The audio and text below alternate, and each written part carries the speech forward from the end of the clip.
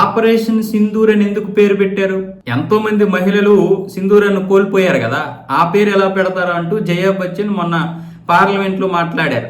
దాని గురించి నిన్న ఢిల్లీ సీఎం శాసనసభలోనైతే గట్టిగా వాయించేశారు. కొంచెమైన బుద్ధి బుర్ర ఉందా? ఏమైనా అసలు ఆలోచించే విధానం ఉందా లేదా? కాంగ్రెస్ అంటేనే జాతీయ భావజాలానికి అంత దూరంగా ఉంటారా? కాంగ్రెస్ సిద్ధాంతాలు వంట పట్టించుకుంటే మరి జాతీయ భావజాలం ఉండదా అంటూ ఆవిడ గట్టిగా ఇచ్చారు.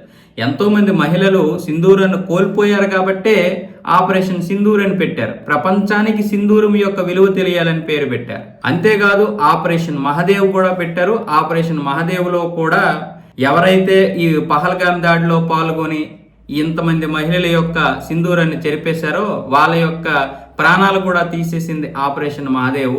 మీరు ఎంతసేపు పాకిస్తాన్కి ప్రేమగానే ఉంటారు, ఇంకా ఈ దేశాన్ని మీరు ప్రేమించలేరు. కాంగ్రెస్ వాళ్ళంటేనే ఇంకా పాకిస్తాన్ని బంగ్లాదేశ్ని ప్రేమించుకుంటూనే ఉంటారా? ఇంకా భారతదేశాన్ని ఇంకా ప్రేమించరా అంటూ రేఖా గుప్తా గారు అయితే మాట్లాడారు. వాస్తవానికి కాంగ్రెస్ సిద్ధాంతాలతో మనం గనక ఏకీభవిస్తే ఖచ్చితంగా జాతీయ భావజాలానికి మనకు వ్యతిరేకమైపోతాం. అది నువ్వైనా నేనైనా ఎవరైనా సరే.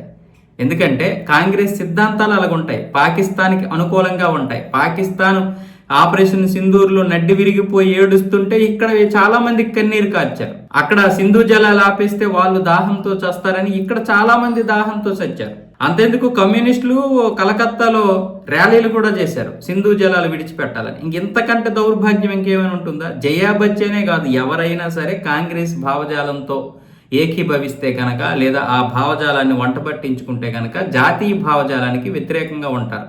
దౌర్భాగ్యం ఏంటంటే ఇంకా మన హిందువులు వాళ్ళకి ఓట్లేసి గెలిపిస్తున్నారు కాంగ్రెస్ వాళ్ళకి. అది మన దౌర్భాగ్యం.